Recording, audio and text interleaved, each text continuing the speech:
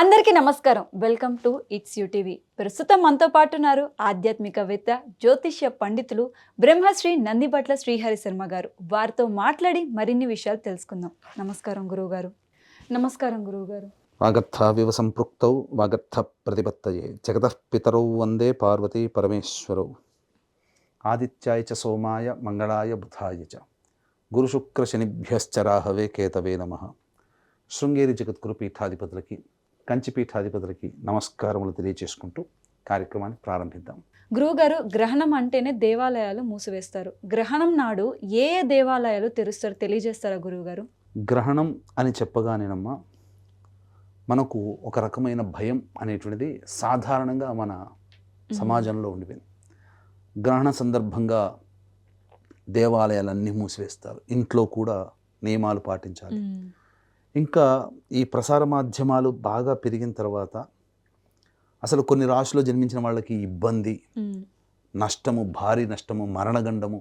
కొన్ని రాశుల్లో జన్మించిన వాళ్ళకి ఈ గ్రహణం వల్ల చక్రవర్తిత్వము, పదవీ యోగము, రాజయోగాలు ఇలా చెప్తుంటారు. వాస్తవానికి సామాన్యమైనటువంటి ప్రజానికానికి ఇబ్బంది అని చెప్పినప్పుడు సామాన్యమైన ఇబ్బంది కంటే కొద్దిగా ఎక్కువగా కలుగుతుంది. యోగము అన్నప్పుడు వచ్చే యోగం కంటే కొద్దిగా ఇంకెక్కువ యోగం కలుగుతుంది తప్ప గొప్పగా ఏమీ జరగదు. అయితే సాధారణంగా గ్రహణం అనగానే దేవాలయాలన్నీ మూసివేస్తారు.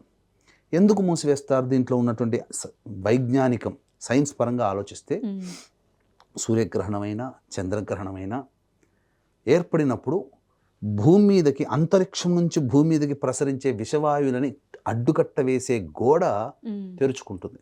తద్వారా డైరెక్ట్గా ఈ భూమి మీద ప్రసారం అవుతుంది. తద్వారా జంతుజాలము, జీవజాలము, మనుష్యులు, ప్రకృతి అంతా కూడా కొంత ఇబ్బందికి గురవుతుంది. అంటే నెగిటివ్ అనేటువంటిది ఎక్కువగా స్ప్రెడ్ అవుతుంది. కాబట్టి ఎక్కడైతే నెగిటివ్ స్ప్రెడ్ అవుతుందో తద్వారా ఏమవుతుంది? అనారోగ్య లక్షణాలు ఇంట్లో ఉన్నటువంటి వాళ్ళకి. దేవతా సంబంధంగా ఎందుకు మూసివేస్తారు అని అంటే అక్కడ ప్రధానంగా కొన్ని వందల వేల ఏళ్ల నుంచి నిత్యము పూజా కార్యక్రమాలు జరపడం ద్వారా పాజిటివ్ ఎనర్జీ ఉంటుంది. ఈ పాజిటివ్ ఎనర్జీ అనేటువంటిది తగ్గుతుంది. అందుకనే ఇంకా చెప్పాలి అని అంటే కొన్ని చోట్ల మూల విగ్రహాలకి కొన్ని సందర్భాలలో పగుళ్ళు ఏర్పడే అవకాశాలు ఉంటాయి. అందుకని ధ్వజస్తంభానికి, అలాగే స్వామివారు, అమ్మవారి విగ్రహాలకి దర్భకుచ్చలు కడతారు. పూర్తిగా కప్పివేసి కడతారు. అలాగే దేవాలయంలో అక్కడక్కడ గోడల మీద, ఈ యొక్క నేల మీద దర్భకుచ్చలు పరుస్తారు. అంటే ప్రధానంగా గర్భగుడిలో ఈ నెగిటివ్ అనేది స్ప్రెడ్ కాకూడదు. అలాగే మన ఇంట్లో కూడా. అయితే దీనికి భిన్నంగా కొన్ని దేవాలయాలు మన భారతదేశంలో ఈ గ్రహణ సందర్భంగా, గ్రహణ సమయంలో కూడా తెరుచుకొని నిత్య కైంకర్యాలు ఏ విధంగా చేస్తామో అదే విధంగా గ్రహణ సందర్భంలో కూడా దైవ కార్యక్రమాలు, పూజా కార్యక్రమాలు జరిపించే దేవాలయాలు కొన్ని ఉన్నాయి. ఇందులో గ్రహణ సమయంలో కూడా తెరిచి ఉంచే దేవాలయాలు అనగానే మనకు టక్కున గుర్తొచ్చేది మన ప్రజానికానికి శ్రీకాళహస్తి. వాస్తవం, శ్రీకాళహస్తి స్వయంభూగా వెలిసినటువంటిది. నవగ్రహాలని, 27 నక్షత్రాలని తన ఆధీనంలో ఉంచుకున్నాడు. అందుకే మీరు ఆ యొక్క కాళహస్తీశ్వరుని విగ్రహ చిత్రపటాన్ని కనుక మనం చూసినట్లయితే ఆ శివలింగానికి ఆచ్ఛాదనగా ఒక వరుస క్రమం ఉంటుంది. 9 మెట్లు లాగా ఉంటాయి. ఏంటంటే అవి నవగ్రహాలు, బంగారు 9 నవగ్రహాలు. తర్వాత స్వామి చుట్టూ జ్యోతుల పూలమాలలాగా జ్యోతిమాల ఉంటుంది. అవి 27 జ్యోతులు వెలుగుతాయి. అంటే 27 నక్షత్రాలకి కారణము. అంతేకాకుండా ఈ గ్రహణం అనేటువంటిది సూర్యగ్రహణమైనా చంద్రగ్రహణమైనా రాహుకేతువుల యొక్క ప్రభావం వల్ల ఏర్పడుతున్నాయి. కాబట్టి ఈ రాహుకేతు దోషాలని ఈ యొక్క సంబంధించినటువంటి తొలగించే దేవాలయంగా ఈ శ్రీకాళహస్తి. అందుకనే కాలసర్పదోష నివారణ కార్యక్రమాలు విశేషంగా ఈ యొక్క గ్రహణ సమయంలో ఎక్కువగా అభిషేకాలు అనేటువంటి జరుగుతాయి.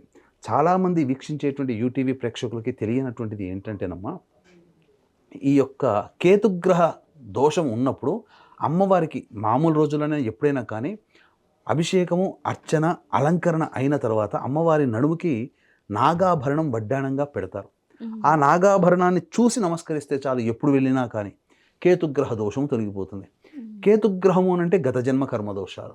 కాబట్టి గత జన్మ కర్మదోషాలు తొలగిపోవాలంటే ఆ యొక్క శ్రీకాళహస్తీశ్వరుని దర్శించి అమ్మవారిని దర్శించి అమ్మవారికి పెట్టినటువంటి నాగాభరణాన్ని దర్శిస్తే చాలు.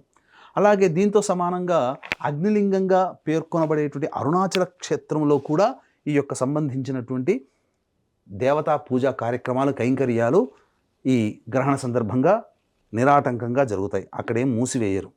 అక్కడ ఉన్నటువంటి లింగము కనుక మనం గమనించుకున్నట్లయితే కాడ్మియం అనేటువంటి యొక్క లోహంతో తయారు చేయబడినటువంటి లింగం. అందుకనే ఆ గర్భాలయం అంతా కూడా 100 డిగ్రీ సెంటిగ్రేడ్ ఫారెన్ హీట్స్తో ఉంటుంది, వేడిగా ఉంటుంది.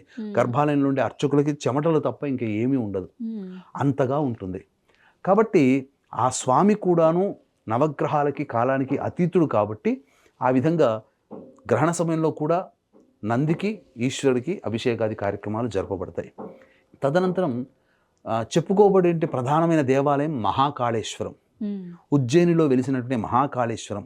ఈ మహాకాళేశ్వరం దేవాలయము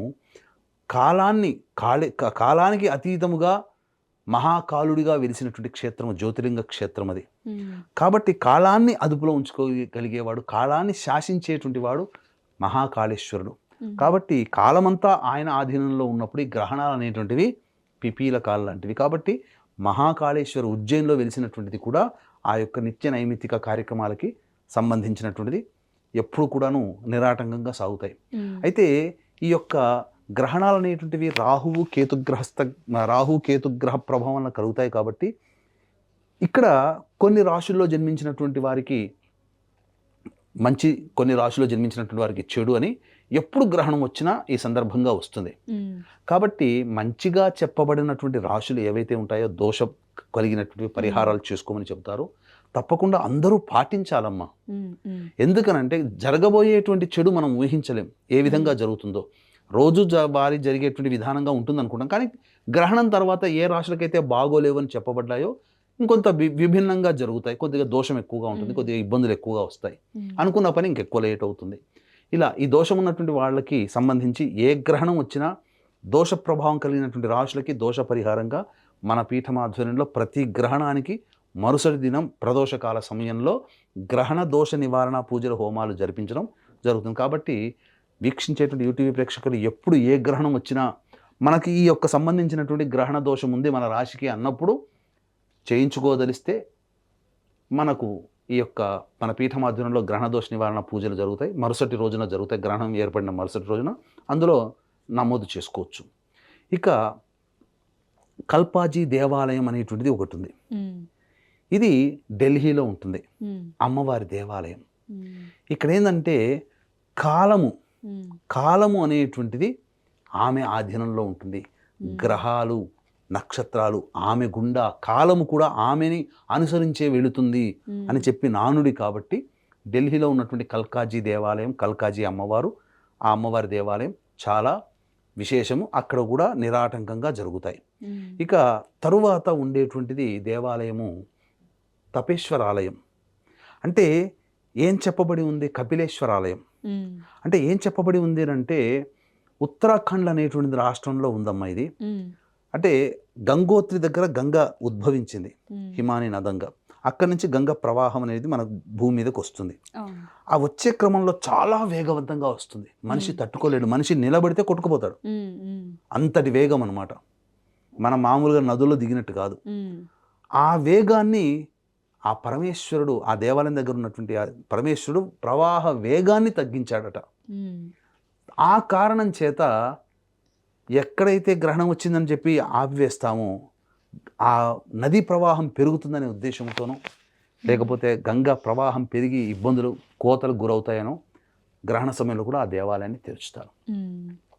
ఇక కొట్టాయంలో ఉన్నటువంటి శ్రీకృష్ణ దేవాలయం, కేరళ కొట్టాయంలో ఉన్నటువంటి శ్రీకృష్ణ దేవాలయం, అది చాలా ప్రాముఖ్యత. ఇక్కడ ఏంటి, దీనికి ఎందుకు ఇంత అనంటే అక్కడ ఆ కృష్ణుడు విగ్రహం ఉందమ్మా. అక్కడ రోజుకి 10 సార్లు నైవేద్యం పెడతారట. ఎందుకంటే ఆ కృష్ణుడు వారికి, ఆ దేవాలయంలో వెలిసిన కృష్ణుల వారికి ఆకలి ఎక్కువట. ఆకలి వేసినప్పుడు ఆ స్వామివారి విగ్రహం కూడా తక్కువ చిన్నగా అవుతుందట. అందుకని ఈ గ్రహణ సందర్భంగా ఆపితే 2-3 సార్లు పెట్టాల్సిన నైవేద్యం ఆగిపోతుందనే ఉద్దేశంతో నిరాటంకంగా ఆ యొక్క స్వామివారికి కైంకర్యాలు జరుపుతారు, ఎక్కడ ఆపబడవు. తర్వాత లక్ష్మీనాథ్ దేవాలయం అని రాజస్థాన్లోని బికనీర్ దగ్గర ఉంటుంది ఆ దేవాలయం.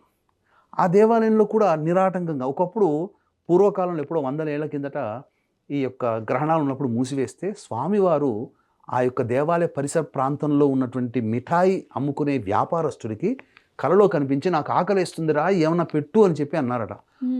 ఆ గ్రహణ సందర్భంగా గ్రహణ సమయంలో ఆ పట్టు నుంచి ఇక గ్రహణ సమయంలో ఇక దేవాలయం మూసివేయబడలేదు, తెరుచుకుంటున్నది. నిత్య నైమితిక కార్యక్రమాలు తెరుచుకునే ఉంటుంటాయి. కాబట్టి ఏ ఇబ్బంది లేని దేవాలయాలు గ్రహణ సమయంలో మన భారతదేశంలో ఉన్నాయి. సాక్షాత్తు తిరుపతి దేవాలయం కూడా మూసివేయబడుతుంది కొంతకాలం గ్రహణ సమయం వరకు. కాబట్టి కొన్ని దేవాలయాలకి అతీతముగా ఈ యొక్క గ్రహణ సందర్భంలో కూడా తెరుచుకుని ఉంటాయి. కాబట్టి అన్నిటికంటే ఇంకొక గొప్పదైనటువంటిది ఏంటంటే ఈ గ్రహణ సందర్భంగా పితృదేవతల యొక్క అనుగ్రహం కోసం తర్పణాది పిండ ప్రధాన కార్యక్రమాలు అనేటువంటివి చేయాలి. అందుకని విష్ణు పాదము వెలిసినటువంటి గయా క్షేత్రంలో ఈ యొక్క సంబంధించినటువంటి క్షేత్రంలో కూడా మూసివేయబడవు, తెరుచుకునే ఉంటాయి. విశేషముగా తర్పణ పిండ ప్రధాన కార్యక్రమాలు ఆ సమయంలో చేస్తారు. గ్రహణ సమయంలో ఎంతో విశేషం కలుగుతుంది. కాబట్టి మన భారతదేశం ఎంతో ఆచార సంపన్నవంతమైన దేశము, ఎన్నో విలువలు కలిగినటువంటి దేశము, ఎంతో విభిన్నమైనటువంటి ఆచరణ మతాచరణ పాటించే దేశం. కాబట్టి గ్రహణాలంటే అన్నీ మూసివేయబడతాయనే కాదు, గ్రహణ సమయంలో కూడా తెరుచుకొని దైవానుగ్రహాన్ని అందించే దేవాలయాలు కూడా మన భారతదేశంలో ఉన్నాయని మన ద్వారా మనం తెలుసుకోవచ్చు. గురువుగారు చాలా చక్కగా వివరించారు గురువుగారు. ధన్యవాదాలు గురువుగారు. సర్వం శ్రీ ఉమామహేశ్వర పరబ్రహ్మార్పణమస్తు.